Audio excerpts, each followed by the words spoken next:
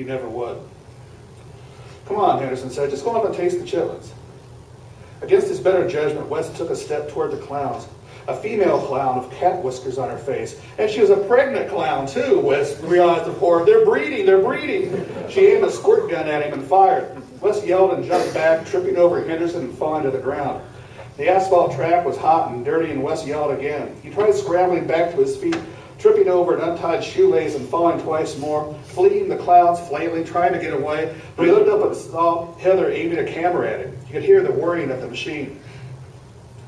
Henderson finally steadied Wes and handed him his 4 remaining beers. Sorry about that, he said. He looked over at the clowns. Y'all ought to be ashamed shooting at the judge. I'm sorry, the biggest, scariest clown said. He was a sad clown, a big drooping yellow mouth and red tears. Please, come on, have some of our chitlins. Clowns suck, Wes said. You guys are disqualified.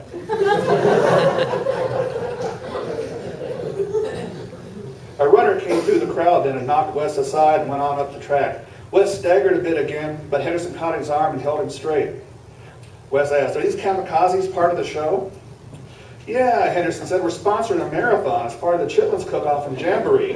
104 laps around the high school track. A marathon, Wes said.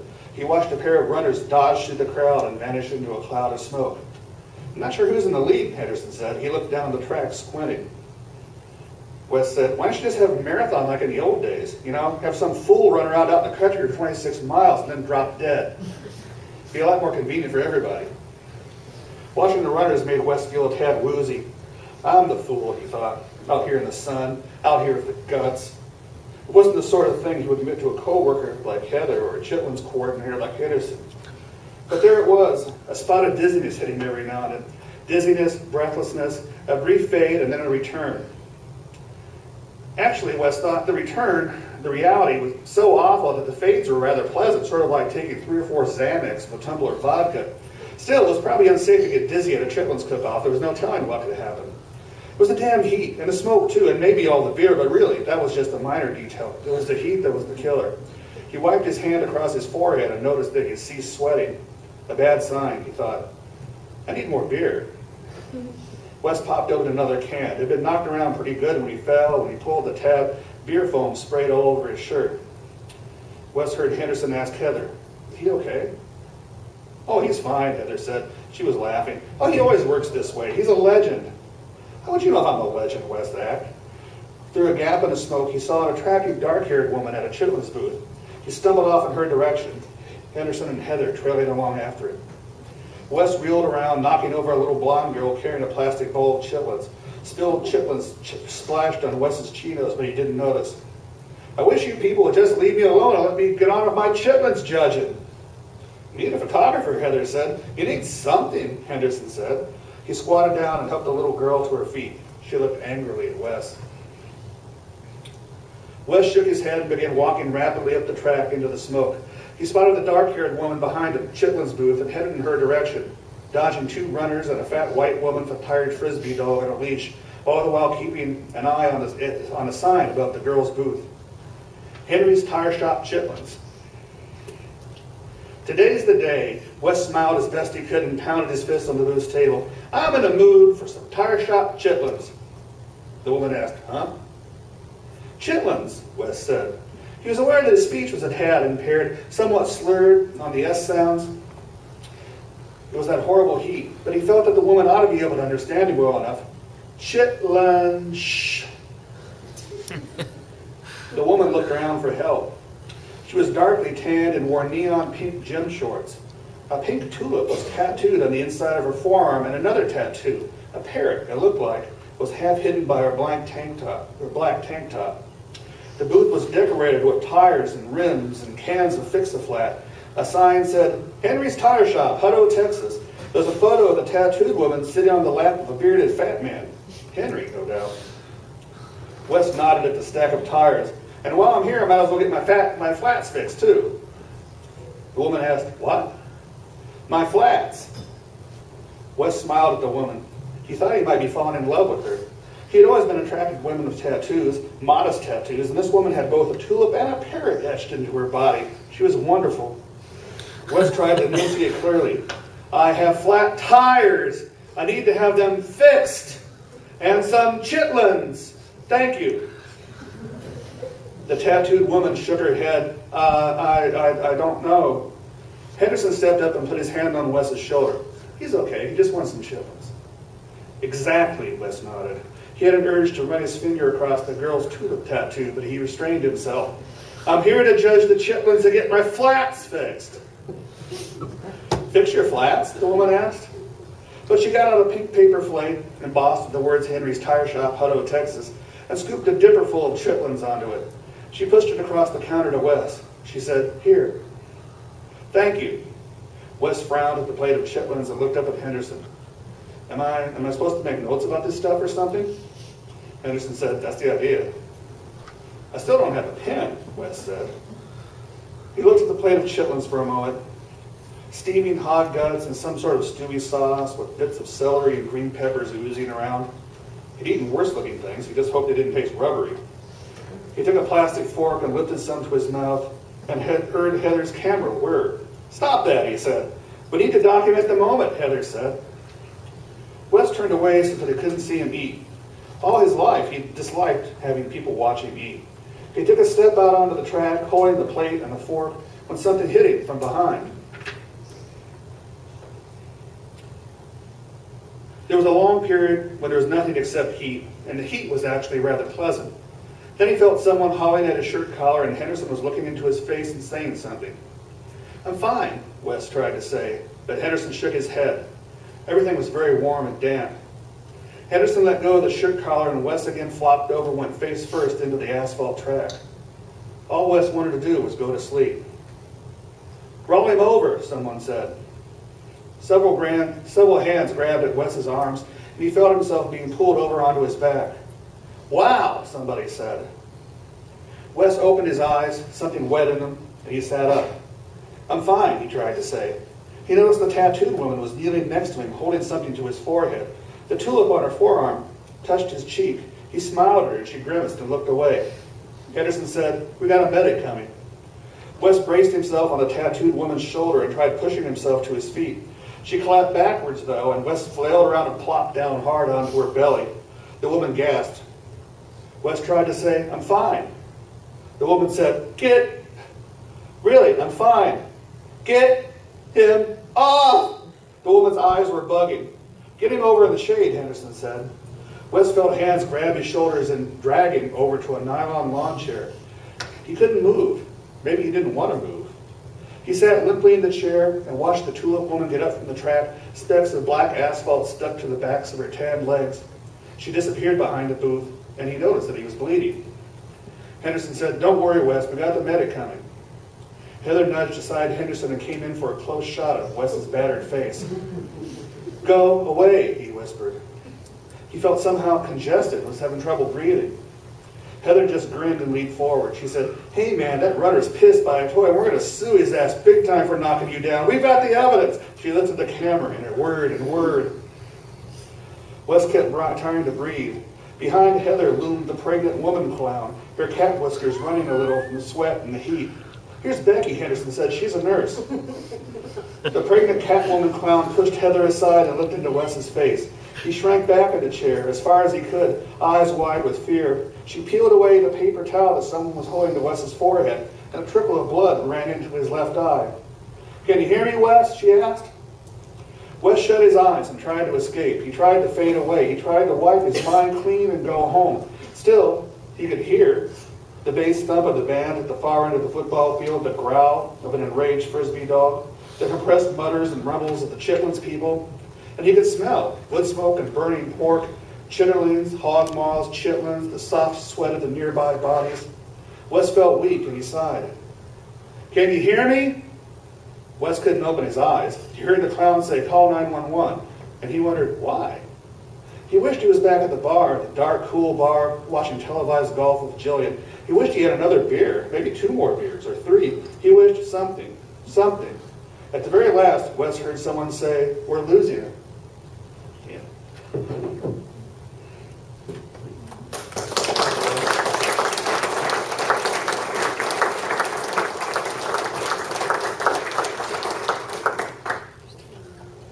Question I often get, does he die? Well, it doesn't matter. You're a creative writing teacher. You're true. It doesn't matter. Let's go with somebody else. Doesn't matter if he dies. No. Does he die?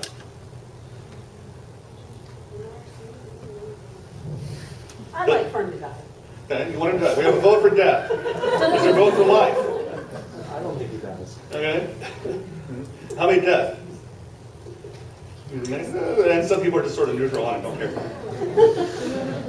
Here's the deal. Wes also appears in this book as a minor character. I wrote this before I wrote the ending to this story, the final revised version of this. He's supposed to die. That was my authorial intention.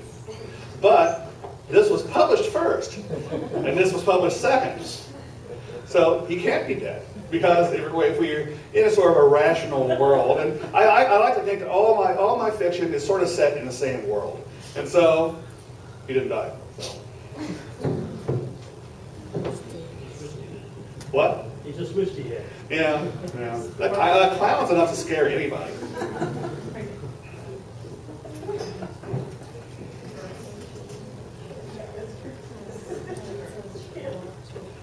Maybe I can find a scene here.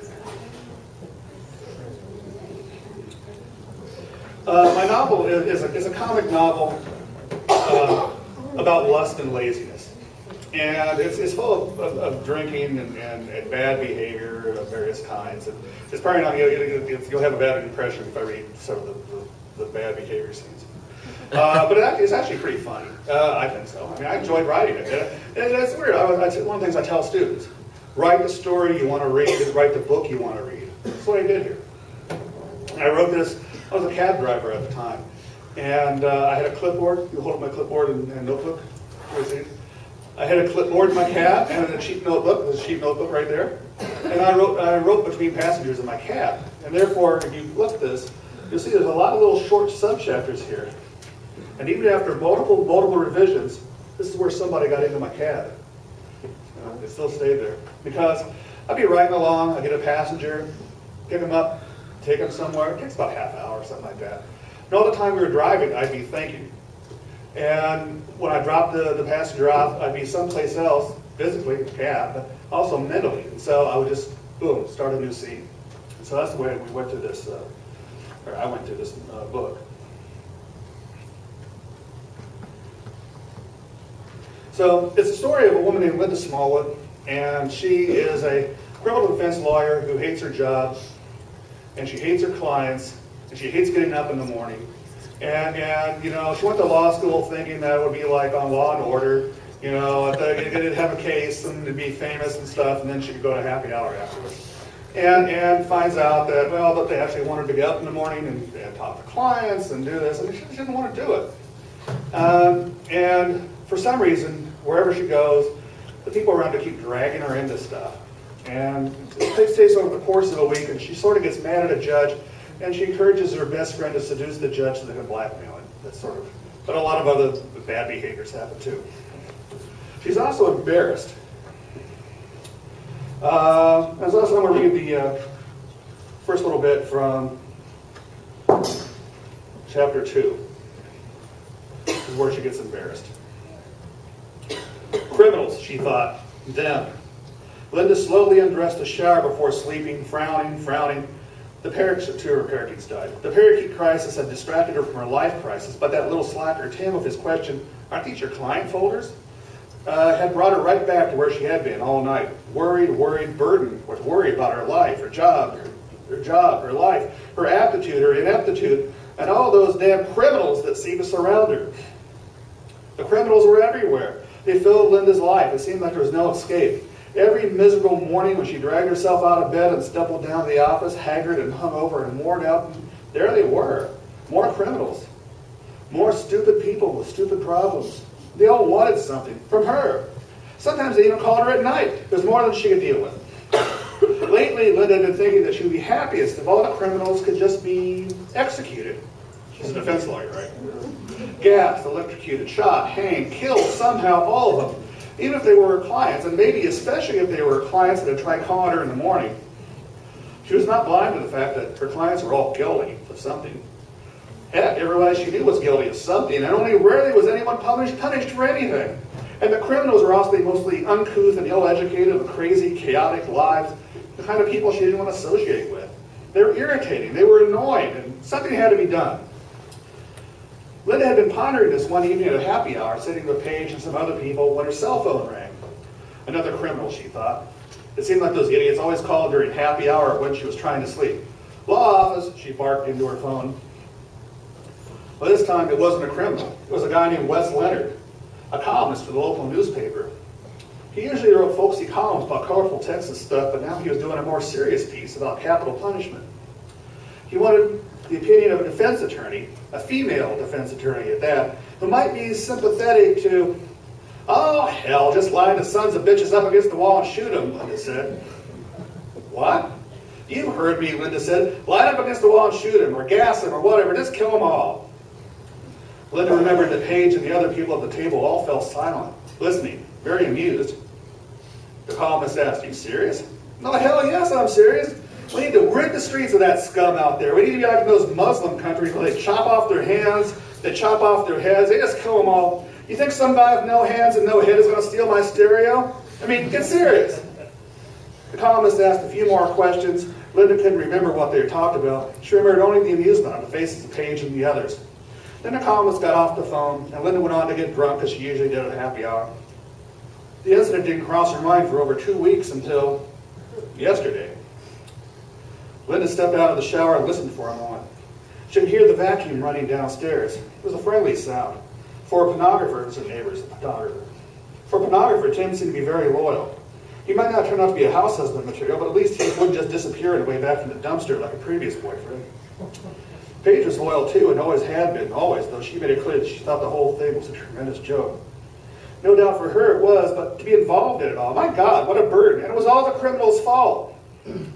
Linda dried off and put on a white t-shirt and blue gym shorts and crawled into bed. The room was dim and cool, quiet now that the birds were gone. Criminals, she thought. Gilbert, that's her ex-boyfriend. Birds, dead birds, flyaway birds, feral parakeets. Linda listened to the vacuum cleaner, listened and fretted, back on the endless, circular, cracking worry track she'd been on all night. Linda seldom took the time to read the morning newspaper, of course. It seemed like she never had time to do anything except hang out at night and rush around during the day, half comatose from getting up too early, ill and cranky, trying to arrange probation for her criminals. But still, when she showed up Friday morning at Travis County Court at Law 6B, she did notice, despite a slight hangover, that all the regulars sort of stared at her. Even her criminal of the day, a young wild-haired thug named Love, eyed her warily as they sat on the bench in the hallway. "Say," Love said after a few minutes. Linda was searching through her client folders, trying to find something about this Love character. Originally, there had been some sort of order to the colored folders, different colors for different kinds of criminals, but Linda had quickly forgotten which colors she'd chosen for what crime, and now it was all just a confusing jumble. "Say," Love said. Linda looked up. "What?" "Say, what's this about you wanting to lynch me?" "What?" Linda asked. "Don't be absurd." "Linda," somebody called. Linda looked around and saw Angie Hunter, a secretary, standing in an office doorway holding a newspaper. She was smiling. "This article's hilarious." "What article?" Linda glanced at Love. "This." Angie came over and spread the newspaper over the colored folders. "You're famous." At first, all Linda saw was the photograph, a black and white shot of a severe-looking young blonde woman in a ball gown. She looked familiar. Some time passed, several heartbeats, each harder than the preceding one, and Linda thought, "Oh, that's me." Linda read the headline, "Debutante Justice, let's kill them all." "I don't get it," Linda said, though there was a vague memory of talking to some reporter guy fluttering around in the back of her mind. "It's about how you want me dead," Love said. Linda read the article. "Friends, we have reached a turning point in Texas, but not the nation as a whole. Forget all that highfalutin talk about a public backlash against capital punishment. What we have here is a backlash against the capital punishment backlash. Oh hell, we might as well kill them all," says Austin defense attorney Linda Smallwood. That's right. Austin, defense attorney, as in charge of saving criminals from execution. And Austin, as in the former liberal oasis of Texas. what we have here is a defense attorney in favor of lynching her own clients. Why not? Asked Smallwood. We have had like in those Arab countries where they chop off the criminals' heads or whatever. You think some guy's going to rob me after his head's been chopped off? Smallwood, 39, is the former San Antonio debutante. Linda looked up. What has that got to do with anything? She looked again at the photo at the top of the column. She looked mad. She remembered being mad. The whole debutante process had been torturous and infuriating. She'd had endless fights with her mother over her hair, over her makeup, over the damn dress. And the damn dress itself was torturous and infuriating. Heavy, constricting, sweaty, uncomfortable. Linda's father was drinking a lot in those days, and he got a great pleasure out from all the arguing, all the messy family drama. Pleasure that Linda didn't share. And her date was a dolt. The whole thing was a disaster. Linda ended up fleeing the ball and hooking up with Paige, and they drove up to Austin to see one of Paige's boyfriends, a musician named Sweeney. And then off to a beer joint out by Lake Travis, drinking beer, playing pool, dancing to an amateur's blues band in a stupid hot dress. Sweeney had a dog that drank beer too, a dachshund named Larry. Linda remembered dancing with Larry, the little dog tucked under her arm. But what did all that have to do with the death penalty? Linda said, that was a long time ago. And continues into the article. And an associate at the Austin law firm of Foster and Mumaw. Though she's never had the opportunity to, quote, defend, end quote, someone charged with a capital crime, she's ready. Heck, I'd strap them to the gurney myself, Smallwood said. I'd even stick the IV in their arms. Wouldn't that be sexy? Well, no, not exactly. I mean, Smallwood said, I was at a football game a few years ago, and there were like 80,000 people or so there, and it occurred to me that someday those 80,000 people would all be dead. So now when I see some criminal sitting in my office, I think, why not kill this idiot now and get it over with so I can make it to happy hour on time? What about the charge that the death penalty is applied unfairly to minorities? It's not a problem, Smallwood says. We'll just round up some white people and execute them. It's been my experience that white people instigate all the trouble in this country anyway. We'll just empty out the trailer parks. We'll clean up this country in a hurry. Indeed, and lawyer Linda Smallwood could pull the guillotine lever herself. Justice for all. Let the terror begin. Linda said, what a bunch of shit. And she tossed the newspaper to the floor. I never said any of that, not exactly. But it's in the paper, and she pointed out. Yeah, Love said, all that lynching shit. Lies, Linda said. I never once mentioned lynching. Another clerk stuck her head out of the courtroom. Linda, aren't you handling the McNeil case? Linda looked back at the folders. I don't know, maybe. Love said, that's me, McNeil. Linda looked at him frowning. Your name's McNeil? You must be in the wrong folder. Love shrugged. The judge wants you now. The clerk went back inside. Oh, well, come on, Linda said to Love. She led the way into the courtroom. So it goes on from there.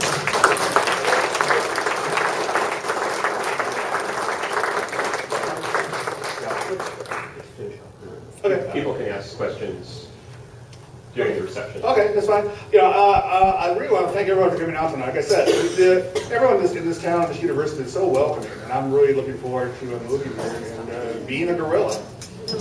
I'm wearing A&M colors now. I guess I'll wear crimson and gold stuff later.